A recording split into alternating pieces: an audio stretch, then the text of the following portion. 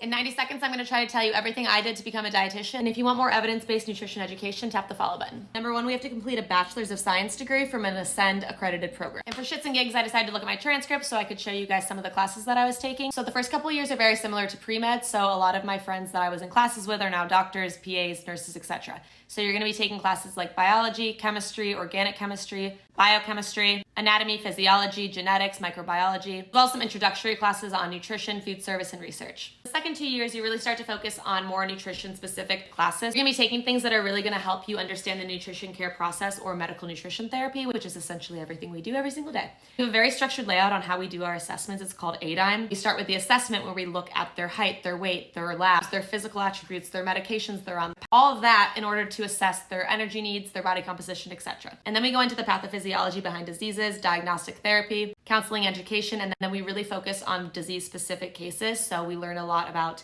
these diseases, and then we get into these diseases. And then throughout all that, we also have classes related to statistics, accounting, psychology, and research. And then we have to get accepted into an internship, which is essentially a residency, as well as get our master's. In order to even be considered for the internship, you have to have a very good GPA, and also you have to have volunteer and work experience in the nutrition field. And if you're lucky enough to get in, you have to work for free, and you're doing about 60 hours a week. I was doing my internship and my master's at the same time, as well as my capstone research project. Here in my master's classes, we looked more into integrative and functional nutrition, as well as learning a lot more about medical nutrition therapy and the nutrition care process. So we had a lot of case studies, and they also really honed in on research. So we learned a lot about advanced statistics and evidence-based research practice. The internship and master's program usually takes 2 years. Then after that, if you meet all the requirements, you are eligible to take the board exam. Then once you pass your board exam, you have to apply for your state license. So if I want to provide personalized nutrition, I have to be licensed in that state. And then in order to maintain my license as a dietitian, I have to submit continuing education, and that has to be evidence-based. So yeah, there's a difference between a dietitian-nutritionist and a nutritionist, because in order to be able to put dietitian after my name, I have to go through that entire process. But the title nutritionist is not legally protected, so pretty much anyone can put it after their name.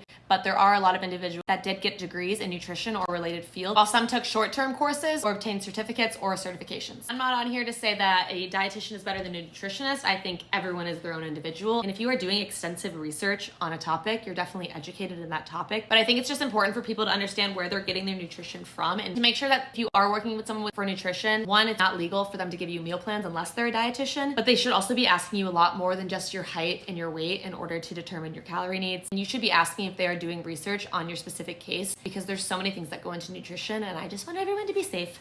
Okay, that was actually a lot longer than 90 seconds, but we're gonna edit. Bye.